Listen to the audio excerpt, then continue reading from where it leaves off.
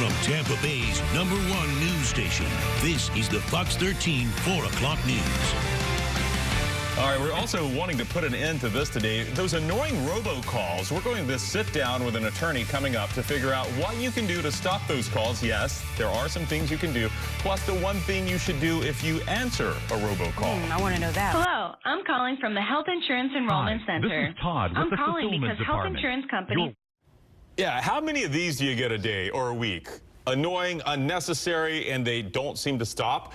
Yep, we're talking robocalls now, and now there's new technology that makes it easier for whoever is behind those calls to make millions of them each day. It's a huge problem. It's super annoying, but there is something you can do about it. In fact, it's you might actually make some money by taking action.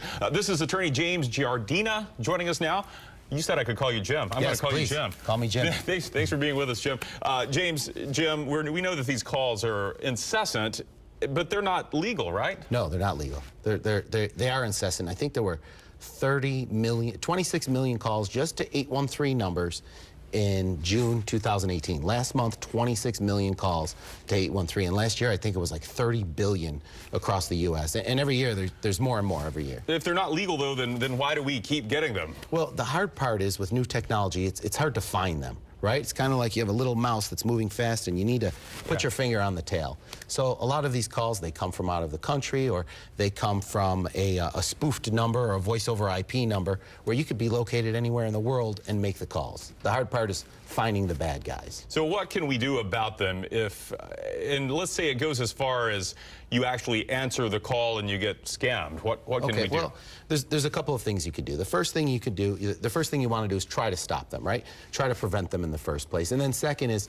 if you can't prevent them, how do you use the law to protect yourself for you, allow the law to do the protecting.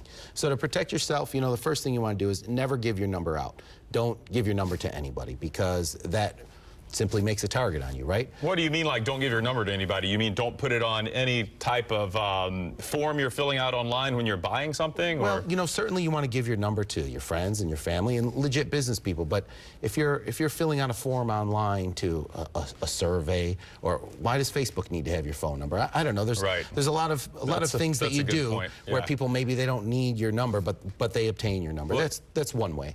Right. Another thing you can do is there's call blocking apps on your phone. In fact, some phones don't even need an app. They have it built. I have an iPhone and has it built right in.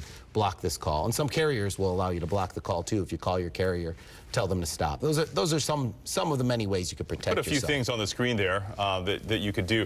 DoNotCall.gov. What do you do with that? What does that website do? So DoNotCall.gov is a website made by the FTC, the Federal Trade Commission, and they sort of regulate, automated calls and salesmen. If you go to DoNotCall.gov and you enter in your phone number, that's the National Do Not Call Registry. Right. If your number's on there, you're not allowed to get a sales call.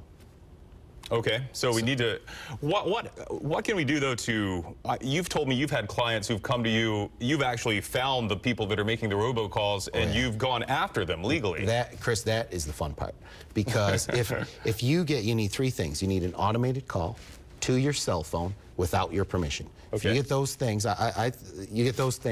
each of those calls is worth $500. So if they call you on Monday, and they call you on Tuesday, and they call you on Wednesday, and then we sue them on Saturday after them calling you, that's 5 times $500. Now, if they do the calls on purpose, meaning willfully, right? If you tell them don't stop and they continue to call, now those damages triple. That's $1,500 per call.